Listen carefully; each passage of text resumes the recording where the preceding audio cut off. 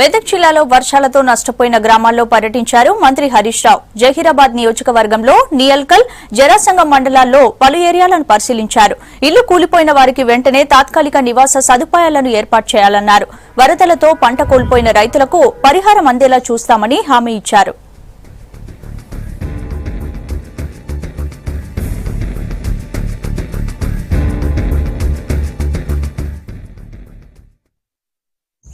ముఖ్యంగా ఈ ప్రాంతంలో మరి ఇప్పటికే చెరువులు చాలా తక్కువగా ఉన్నాయి.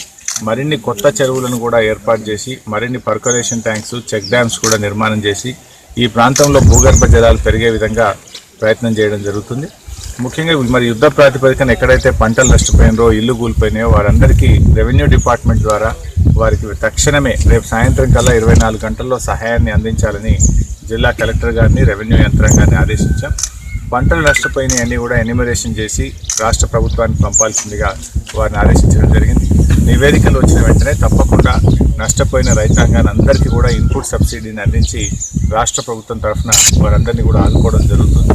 సో ఏది ఏమైనా రాష్ట్ర వ్యాప్తంగా కూడా ఈరోజు వర్షాలు పడడం ద్వారా, చెరువుల నిర్మాణం ద్వారా మిషన్ కాకతీయ కార్యక్రమం విజయవంతమై మాకు రెండవ పంట చాలా బాగా పండుతుందని రైతులంతా ఒకవైపు ఆనందంగా ఉన్నారు.